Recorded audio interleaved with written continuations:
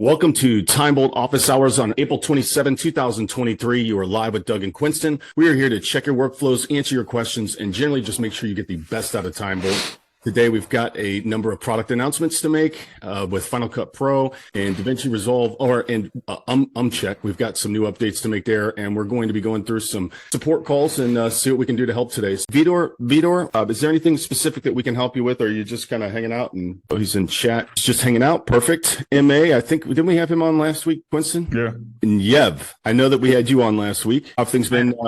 Let's see. How are things going? Did you get an opportunity to work with TimeBolt a little bit more? I was working with it just the other day, and I got one error. I was wanted to. What happened? Are you able to reproduce that error?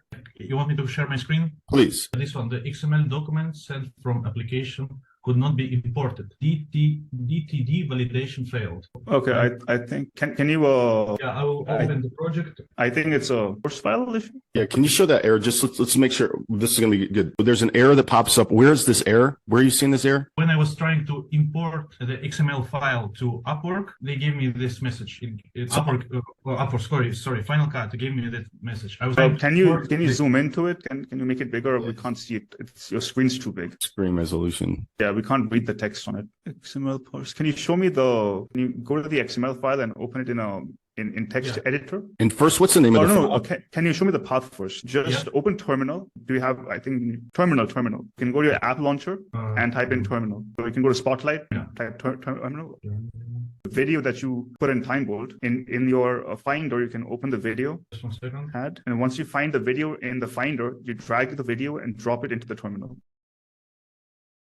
This is, by the way, the XML that I couldn't. Okay, yeah. So you can, what's the file name? Can we just see the file name? I can't. Yeah, the screen's too big, actually. We can't see the screen. I can't see. The text doesn't zoom. I think it's the dashes, maybe. What we're looking for right now is to see if there's any odd characters in the naming of the file. And I can't see what it says. Take the video file, drag it and drop it in the terminal. Now, can you full screen this thing? Just want to see the path. Can you just copy the path that you have over here? Okay, yeah, cool. That works. Okay, can you do one thing? Can we put the video file on the desktop and rename it to just video.mp4? So take the video file, copy it, and paste it onto the desktop. Okay. And rename it to video.mp4. Okay. Now, can you open TimeBolt and run that through and create an FCPXML? Take that video.mp4 file and drop it into TimeBolt. Yeah. Let me just do it again. Okay. Now can you export the XML? Final Cut Pro XML. Yeah. Okay. Can you now try to open this in Final Cut Pro? Okay. Can you open the timeline? It's right there. There it is. What happened is when you open something inside Final Cut Pro, the Final Cut Pro XML tries to find where the source file is on your desktop. The problem with Final Cut Pro is that if there are special symbols inside of your file path, the whole source path from your username/desktop/ whatever that path is, if there are special symbols, dashes, dots, pound sign, all of these signs, right? Special characters in there. I think spaces are okay. I'm not sure. Spaces are okay. I think dashes are not okay. And any special symbols are not okay. Ampersand signs, dollar signs, stuff. What happened here was essentially that there was probably some special symbol that was used in the file path. Final Cut Pro couldn't find where the source file was. Okay, I understand. But why we move it to the desktop? Because if you see the desktop path doesn't have any special symbols. If you take the desktop path and drop it into the terminal, or you see where the desktop path is, it's just /user/yev, your username /user/desktop/video.mp4. That entire path does not have any special symbols. Okay, guys, thank you for clarification. One thing is when you have I know a lot of video editors have this, the path set up, right? So every project you have a new folder, you have a new section, new draft section for each folder, and then you have each project is aligned, right? One thing I'd suggest is if you're using TimeBolt in your path, right, only use spaces. Don't use special symbols, dashes, or 1.1, the name of the project. Don't use stuff. Use a very simple system where you only utilize spaces to make sense of. Otherwise, what you'll have to do is the way it technically happens inside Final Cut Pro is that Final Cut Pro is different from Premiere Pro and DaVinci Resolve in this manner. It doesn't use the file path. What it does is it creates a folder in itself inside the project. Whenever you export an XML, the path that you get on the XML is directly inside the Final Cut Pro folder. That doesn't happen for all the other editors. Premiere Pro editors just take the path of the source file and keep it in the XML. For Final Cut Pro has those file path issues, which can be resolved very easily just by making sure your path is clean. Excellent.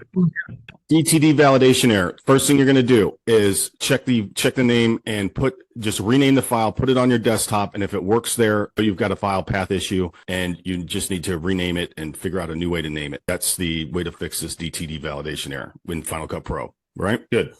Good. Thank you for that. Right now, I can move back the video file to the folder. But you won't be able to use the same XML file because the XML file is tied to the path. I think you can relink this file. If you're able to relink the source file for these cuts, then it's fine. I'm not an expert in Final Cut Pro, so I wouldn't be able to tell you how to do that. Okay. But if you can relink the source file for these cuts, then sure, you can do that. You can also just try and rename the video inside that file path and see if it was maybe the name of the video. Most of the time, it's the name of the file. It's not because it's in a certain folder structure. But if you go through that folder structure and you got some weird characters in the name of $Doug / something, it's just not going to find it. If it was just the name of the file, your folder path should be fine, and I'd check that first. Okay, I can ask one more question quickly. Sure. I was trying to use this new option, Final Cut Pro XML multicam.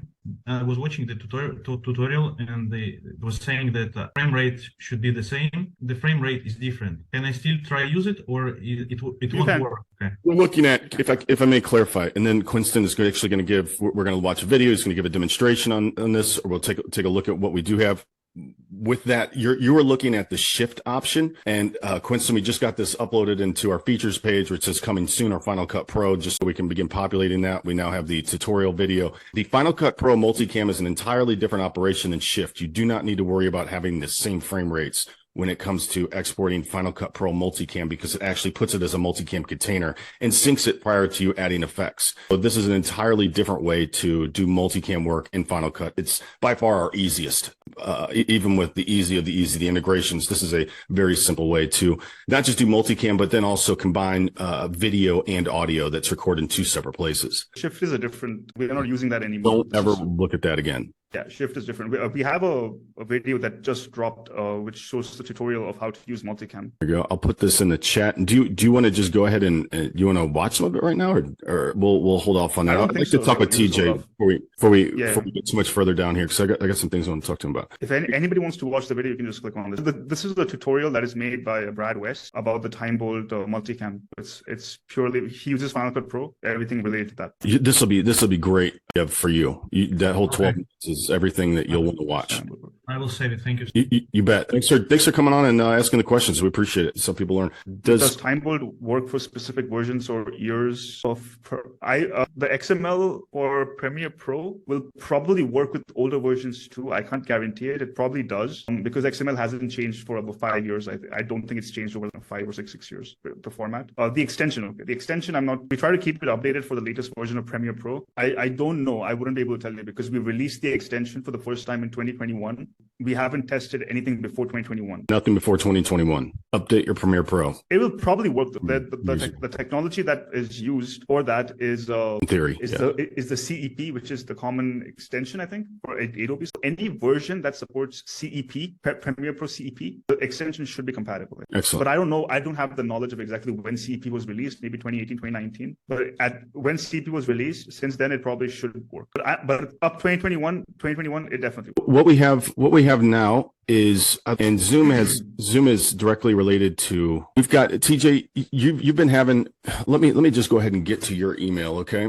Do you want to just describe some of the issues that you've been having? Hopefully my mic's not as hot right now as before. Not super hot, but my mic that previous week before, there's some kind of setting in there that you need to pull it down. I just upgraded to a new mic in a Rodecaster Pro 2. I only got 2 hours of on-the-job training with it, so I apologize. What I do is I take a Zoom recording. I have the third-party software option clicked on it inside Zoom. I run the video through Handbrake, and the reason why we're doing that is while you guys are working on the issue with the 3-second pause in between the gaps that we talked about. So I run it through Handbrake, I get the file out, and then I put that file into TimeBolt. TimeBolt does this thing. I add a couple of tweaks to that, and then I bring that output file into DaVinci Resolve 18. And you've got left and right audio channels; those are working out perfect. And then you install the JSON file with all the cuts, and you lose the volume on the right channel. Does that make sense? Can you possibly lose volume?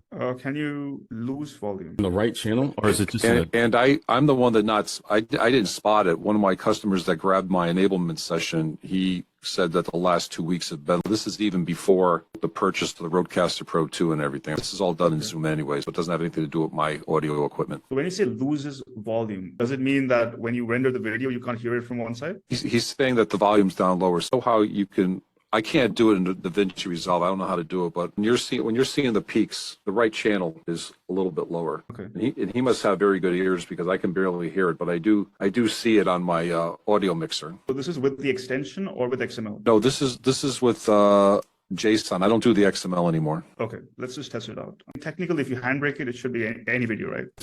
I sent you guys files for this morning's test that I did. I have them all in one place, but I didn't use handbrake this time because the 3-second gap wasn't there because I was the only one on the call. It's not my standard 100, 200 person Zoom call. Well, okay. This is the thing. I don't think what we figured out is that the 3-second break, okay, is due to two possibilities. One is, and I went and recorded one without third-party editor checked, and it does. It has that 3-second break. You can tell it's variable frame rate. The second part is when it's the screen resolution of what you're recording with Zoom that is dictating how finite and how, like, for some reason, if you record at a smaller resolution, it messes with Zooms. I didn't know if you changed the resolution of your screen, if that's impacting the quality of your output, your output in Zoom, because it does mine. I leave everything at my display settings on all three monitors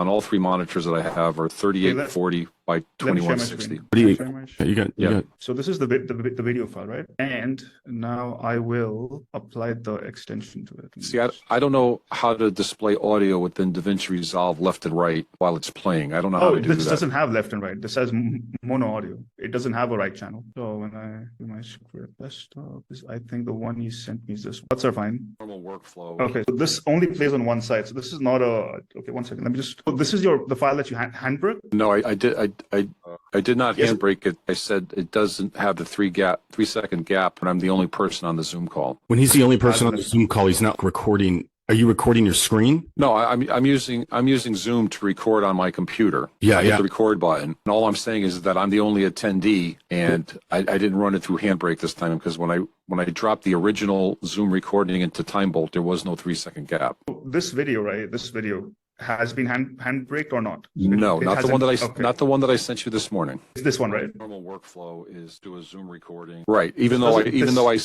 said in the recording I handbraked it, I did not. But I didn't. Yeah. But this does not have a right channel. This only has a left channel. If you want this to have a right channel, you have to go over here and clip attributes, select stereo, and then this is what you'll have to do if you want this to have right channel. Because right now it does not. It has a mono channel and only plays on one side. Why would it play on one side? Is that defaulted by Zoom? I don't know. I don't know how this file got here, but this does not have a right channel. This file. Can you do me a favor? Can you just grab that file right there? Is straight from Zoom right there. You're telling me that it's only coming in mono? Check this out. Okay. Can you hear my sound? Can you hear when I play it? Can you only hear in one ear? Play it and let it go. Then I would run it through handbrake. I can't tell. I can hear it only in one ear. I can't hear it on this side. I can only hear it on this side. Can you run it again? I'll remove one of my earbuds. My normal workflow is do a Zoom recording with third-party. I hear it on both earbuds. I don't think the voice is going through properly from the recording, but on my machine, my audio jack, I only hear it in one ear. But the interesting thing is, this is very interesting. When I play it on VLC player, I hear both sides. Hey guys, on the VLC players, which means that on a normal player that plays videos, you hear it on both sides. In DaVinci, you're only hearing it on one side. But when I do this, when I say clip attributes, I do stereo and I do this, it gives me a left-right channel. I press OK. Now we hear it on both sides. That's interesting to me. That recording. Zoom is recording only in mono. Zoom records in mono, and you've got a lot of. No, I don't think that's the issue. I don't think, because I've never seen this happen with Zoom. Okay, Every Zoom recording I've got that didn't have this problem. Let me ask you a question. That Zoom recording, this raw file that I just got that you have up here in DaVinci Resolve, you drop that into the VLC player and you can hear both sides. Correct. All right, that means Zoom is recording it right then. It could be maybe. Okay, let's try one more thing. Let's do an XML export from TimeBolt. We'll go to the same file. This time, instead of having an extension run on it, we'll do XML export. XML, do the XML right. And then drop it into Resolve. Oops. Hey guys, This works on both sides. The thing is, because the reason this works now is because if you see clip attributes, that's interesting. it's the same as the JSON. It's the same thing.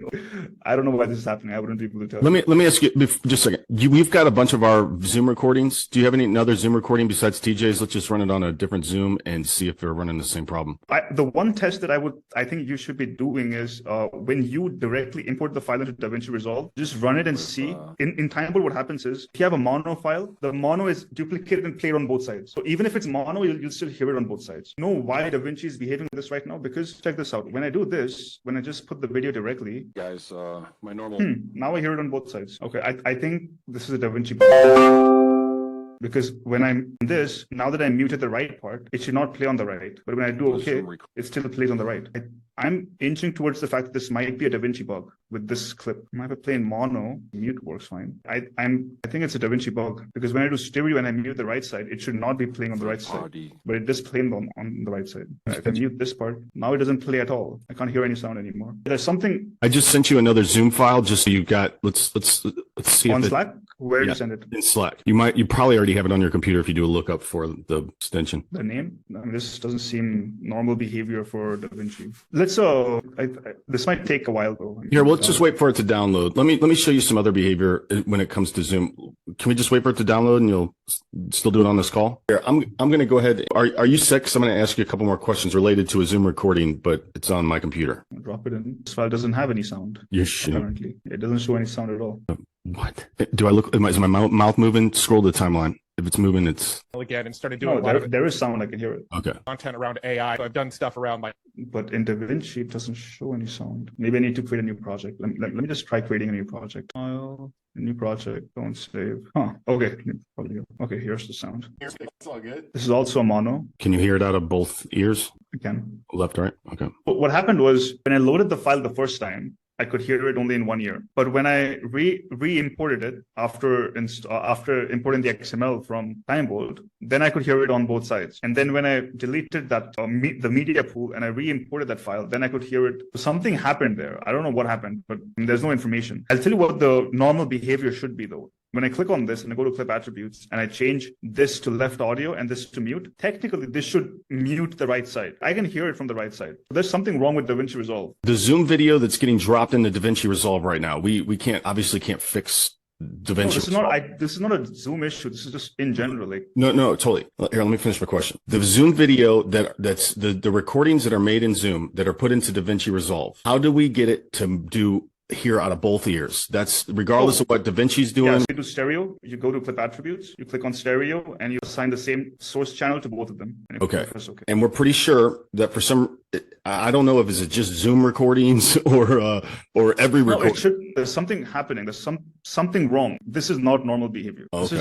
There's something happening because the reason I can tell that something's happening is because when I mute the right channel, when I mute this, I should not have a right, but I can still hear right audio. Is this happening? There's something happening. Is this also happening with other files? Right now, if you were to create a new project and just drop a new file in. I can check later on and see if it does it to a recording that I do with OBS. So this is a file which has both right channel and left channel. So it has two different. You see 1 and 2, right? If I mute this, I press OK, I can only hear on this side. It doesn't play on the right side. So this is the correct behavior. But with that file, something happens. If I play this one and mute this, now I can only hear from right. There's something happening where on that file, when I mute one channel, it still plays. On what file? Okay. So when we say the Zoom recording, what's happening is when you record in Zoom there and you export into DaVinci Resolve, you must go into clip attributes and assign left and right audio channels if you can only hear out of one ear. No, I'd say just do it anyway because I don't think you can trust DaVinci Resolve at this point. But this doesn't have anything to do with TimeBolt. If you edit a Zoom video and you export to DaVinci Resolve, make sure to go into audio channel attributes and assign each channel left and right, or only one you're only going to be able to hear one channel. I don't even think that's the problem. I feel the reason you explicitly do it is because you don't want to take any risk. That's the only reason. Risks with what? I don't understand. Because when you click on mono, you don't know if it's going to be only one side. Well, that's what I'm saying. We just have to lay out the steps. to get to the right audio. We can't control what's going on, obviously, in Resolve. Steps are, if you record a Zoom video and you edit inside Resolve, there may be trouble with audio, with left and right audio. That's not our issue. What you to do to resolve that issue is go into audio and make sure to set your left and right channels. Now you'll be able to hear out of both sides, right? In Zoom, is there an option to record stereo?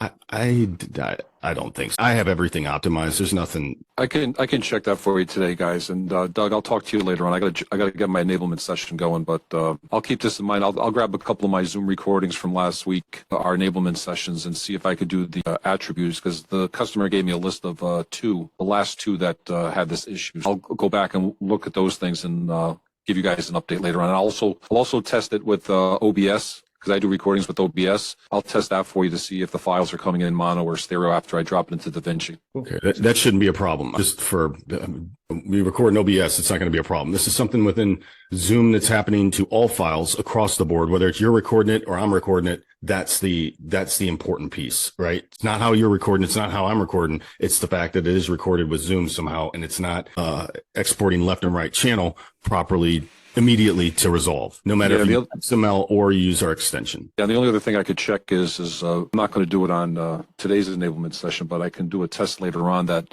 inside Zoom, you could record individual people speaking into individual tracks. And that might be something I might look into too, because that might also be the same area where maybe the thing just defaults to a mono and I got to click on stereo or something. But I'll get back to you later on, but I got to jump off. Guys, As always, I appreciate it. Quinston, always good to see you. Doug, as always, thanks for the support. I'll talk to you soon. Thanks, TJ. Appreciate it. Bye-bye. Take care. What I think is happening is this 3-second recording issue. He's recording some small screen size. I've noticed that if I keep my Zoom recordings to one specific screen, so my normal screen, the output comes out much cleaner. It comes in on the right sizing resolution. So that's going to be something that we really get into with troubleshooting and FAQs. It's either going to be variable bit rate or you're going to have the wrong screen resolution when recording. The question I have for you, Quinston, I'm going through, I'm editing these Zoom calls, and the thing that you'll notice, Umcheck is applied. The clean cuts, if anything less than 0.75 in duration is cut out, and all that looks good. What happens is when we add Umcheck, you're gonna, and this is the updated, this is the most recent version. Now you have 5.1.2. I don't know if the properties that we had done earlier just I don't know where some of these smaller cuts are coming from. And I know that what you were talking about. They are not small cuts. They are normal cuts. So we have done minimum. I'll tell you what the minimum size of the cut should be. Anything below, anything above 0.075 seconds is kept. So this right here. Seconds. So this right. So this, yes, that part is greater than 0.075 seconds. This right here. I'm looking like this right here. Yeah, that part is probably longer than 0.075 seconds. We have the algorithm that any cut which is created by Umcheck that is smaller than 0.075 seconds is not a good cut. We don't approve of it. We can increase that number to we can increase that number too. Maybe that would not, but then what would happen is some really small words might not make it. For example, if you say very fast or very fast, if they're detected, but the length of that is small, is very small, then it won't be detected, or it will be just removed because it's too small a cut. We can adjust that based on how long you want the detections to be. Right now it's 0.075 seconds. Longer than 0.075 seconds is kept. Anything less than that is removed. This is the thing. I think we need to, I don't know what this is. I don't know if this, I think it just missed it. How you said, I think that this is. Can you play the previous part? No, that's the green part, Like nobody has those issues. We can just go with the workflow. So it's a so, I think it's missed a so. Yeah, I think the so is right here. And this is what I was wondering. Is that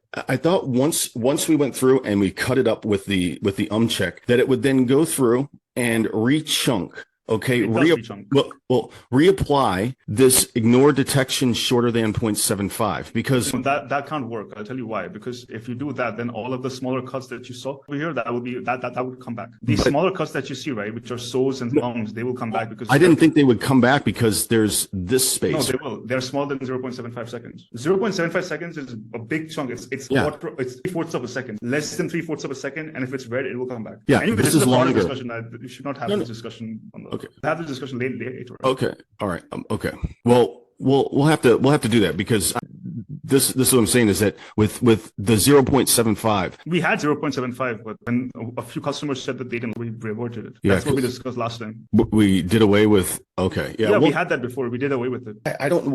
Why would we do away with it? Do you remember? because it was bringing back some cuts. It's bringing back some. My question is this: not the zero, not this right here. Okay. My question is this: after we find the right? And I'm sorry if you were already explaining this. I just don't understand. See this spot? See this spot? This spot? This spot? This spot? All of that is less.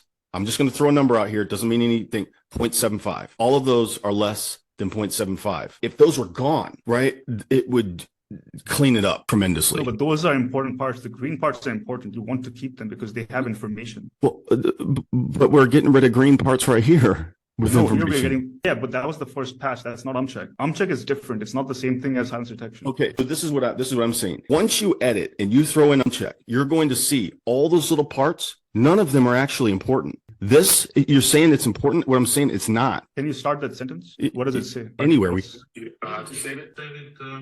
No. There's a button. Let me see. We'll just run through. Since you're on, you've got two guys that walk you through how to use time. See how we got. This is what I'm saying. It's interesting with the way. I understand normally conceptually it wouldn't make sense to just randomly cut stuff out, but when you're dealing with filler words time and time again, 95% of the time, I've checked all of them. Oh my God, if that wasn't there, it would just be one big red thing. But the same. See, All right, sounds good. Do you want to see, like none of that was important, right? That's greater than that would be kept anyway, even if you apply the 0.75, I think. No way. I don't think this one maybe. Sounds good. Do you want a to second? The first one is almost a second. Maybe this part might be taken off. Then we've got here. Let me show you. Job looking good. First time I was using it. I could just get rid of all that. We can do that. We can take all the greens out.